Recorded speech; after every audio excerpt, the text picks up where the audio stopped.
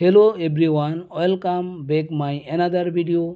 এই ভিডিওতে আমি আপনাদের সাথে শেয়ার করব Oppo A58 মোবাইলে পাওয়ার বটন প্রেস করে সুইচ অফ এবং রিস্টার্ট কিভাবে করবেন।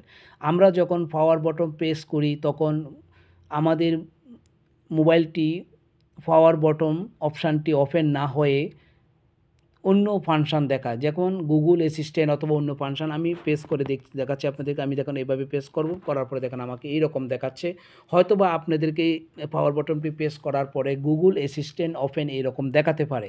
যদি এইরকম সমস্যা হয় তাহলে কিভাবে সমস্যাটি সমাধান করবেন। আমি কি করব, প্রথমে সেটিং অপশানটি ওপেন করে নিব। সেটিং অপশানটি ওপেন করে আমি কী করব, স্ক্রল করে চলে যাব নিচে, গিয়ে আমি দেখব এডিশনাল সেটিং। দেখেন আমি এখানে পেয়ে গেলাম এডিশনাল সেটিং। আমি এডিশনাল সেটিংয়ের উপর আমি ট্যাপ করে দিব। এডিশনাল সেটিংয়ের উপর ট্যাপ করে দেওয়ার পরে দেখেন আমাকে এই পেজটিতে নিয়ে আসলো। এই পেজটিতে নিয়ে আসার পর আমি আবার খুঁজে নিব পাওয়ার বটম। দেখেন এখানে দেখা যাচ্ছে পাওয়ার বটম। এই পাওয়ার বটমের উপর আমি আবার ট্যাপ করে দিব।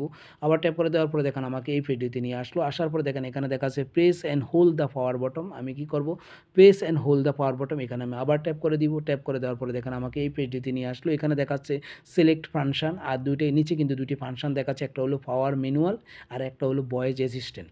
কিন্তু আমার দেখেন এখানে কিন্তু ভয়েস অ্যাসিস্ট্যান্ট কিন্তু সিলেক্ট করা আছে। আমার যদি ভয়েস অ্যাসিস্ট্যান্ট যদি আপনাদের সিলেক্ট করা থাকে তাহলে আপনারা কি করবেন, পাওয়ার ম্যানুয়াল এখানে সিলেক্ট করে দিবেন। এখানে সিলেক্ট করে দিয়ে আমি এখান থেকে বাহির হয়ে যাব। বাহির হয়ে গিয়ে আমি আমার সেই মোবাইলটি দেখব যে এখন পাওয়ার বটন প্রেস করলে পাওয়ার অফ এবং রিস্টার্ট দেখায় কি না।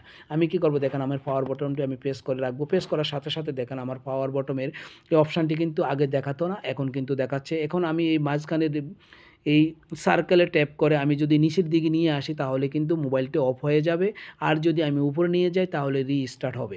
এইভাবে আপনারা আপনাদের ব্যবহৃত Oppo A58 মোবাইলটির পাওয়ার বটমে যে সমস্যাটাই আছে সমস্যাটির সমাধান করে নিতে পারবেন। এই হলো আজকের এই ভিডিওটি।